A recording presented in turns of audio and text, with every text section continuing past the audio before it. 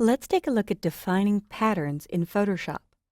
In this image, I'd like to use the grass and a blur effect to make an interesting background.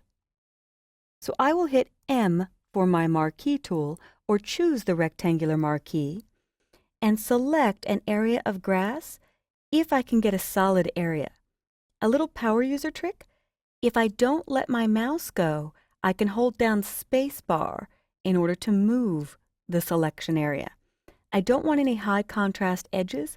I want pure grass, if possible. But if I got any edges in there, I could use Edit Fill Content Aware to get rid of them.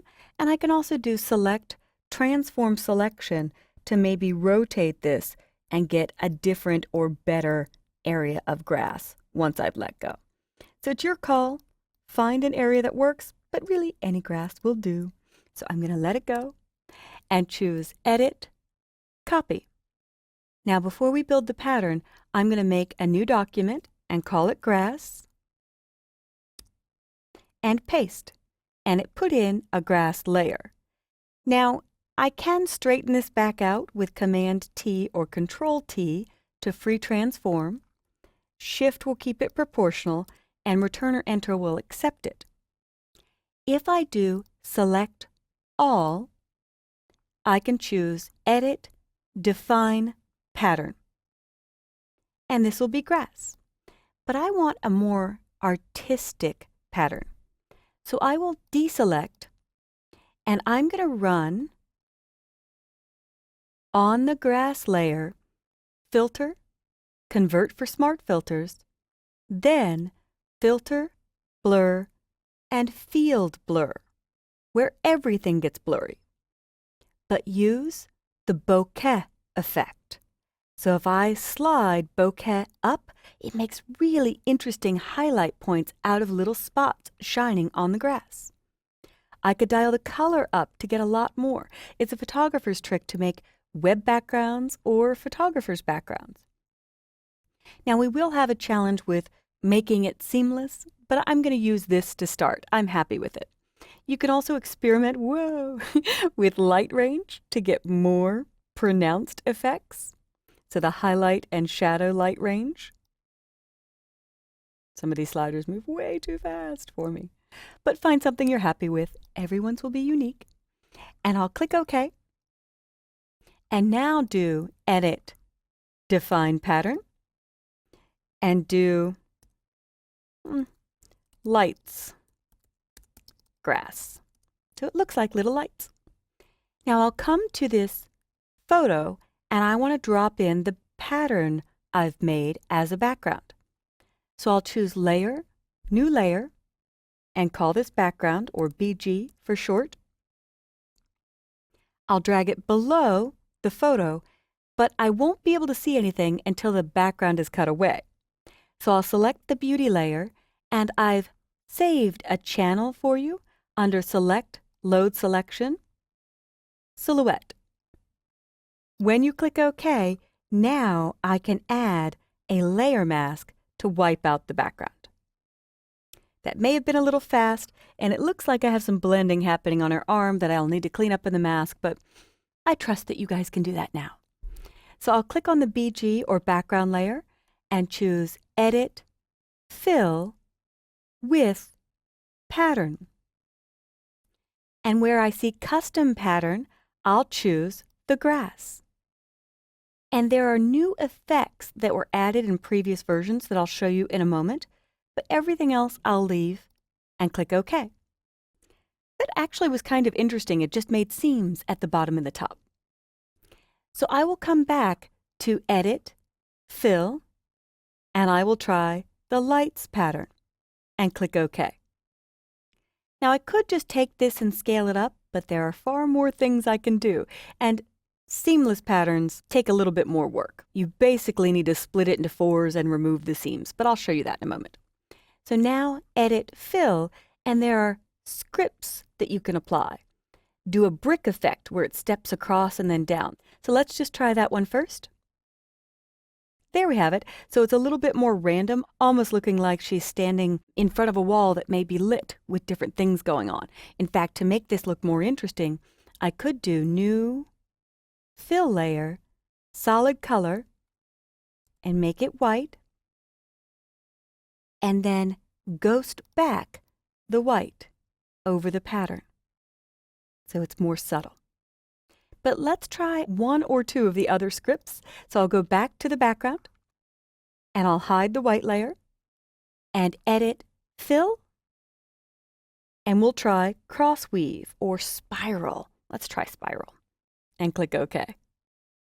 Really wild effect. Now it's like a spotlight shining on her, and I could go from the white effect, double-click on the white, on the actual white with a little slider underneath, and make it black, producing some really neat effects. So let's leave this because I kind of like it, but I think I preferred it on the white. So I'll go back to the white, and I could lighten the opacity just to create a little bit of a ghost, kind of like it's radiating out from her beauty. All right, so the next one I want to show is brick patterns. The brick fill is ideal for this. If I do select just one brick, spacebar to move it, edit, define pattern, yellow brick 1, and I'd like you to do a few of these. Try doing different bricks that have different edges and see what it does. I'll click OK, come back to our brunette beauty, and I'll just replace the background layer because I can always do it over again. Edit Fill, Brick Fill, and my new yellow brick. And there we have it. That really created an interesting texture, although it's making me feel like I'm trapped in the 80s or 90s, so I'm going to have to undo that. But I wanted to show you how it adjusts the color, and it does an offset, and it's some really interesting effects. Now back to our grass. If I want to remove this seam, I can check out Image, Image Size in pixels. 396 by 402. I'm going to jot that down. And the reason I jotted that down is because in order to create a seamless pattern, I'll click OK, go to Filter, Other, and Offset.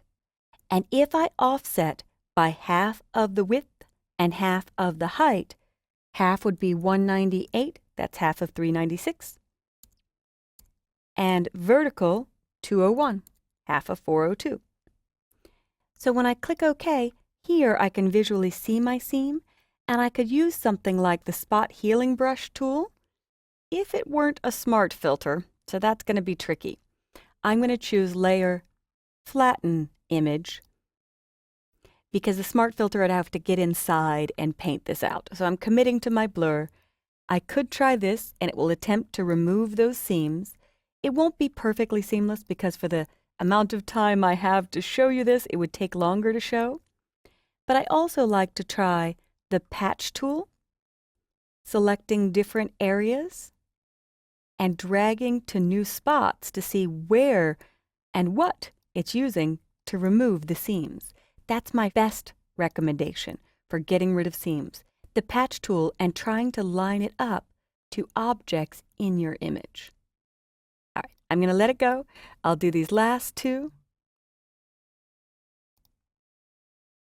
And it won't be perfect, but it will be good enough.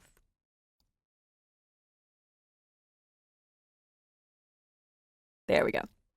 All right, we've got some seams. I'll make a smaller selection of this one and maybe shoot for above or below, but I need to let it go. There we go. And it will color blend and balance, and I could keep going over and over it again. That's the beauty of patch. You will see some solid edges where there's big color changes, but the more you patch, the more it blends. And if you choose high contrast objects, it will blend those in as well. So see how I'm trying to line up those circles a bit? There we go. I'm also going to make it bigger. So I will choose Image, Image Size, and now go to Percent and make it 300%. Edit, Define Pattern, and this will be Lights, Grass, Big. Come back to our model Edit, Fill, Lights Grass Big. And I'm going to use not a scripted fill to start, but I'll click OK. It is a little bit more seamless. More time on that object would remove all the seams. You may have to do the offset a couple of times to make sure there are no hard edges, but I could try another script. Edit, Fill, with a pattern. This time, try random or symmetry. Experiment with these on the patterns you create yourself. Edit, Fill, crossweave, click OK, and there you have another interesting effect. I think I like the spiral the best, and I liked it on the smaller pattern, so we have it saved, and I can always quickly recreate it. But we'll try it on the bigger pattern before we finish. Yep, I like the small one, but that's kind of a neat crushed glass looking background.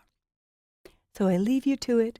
This has been a full tour of the new scripts in patterns, how to define patterns, looking into objects you already have for areas that could be made into a pattern, and I use the bokeh effect in order to create really interesting lights. So I hope you enjoy creating patterns of your own.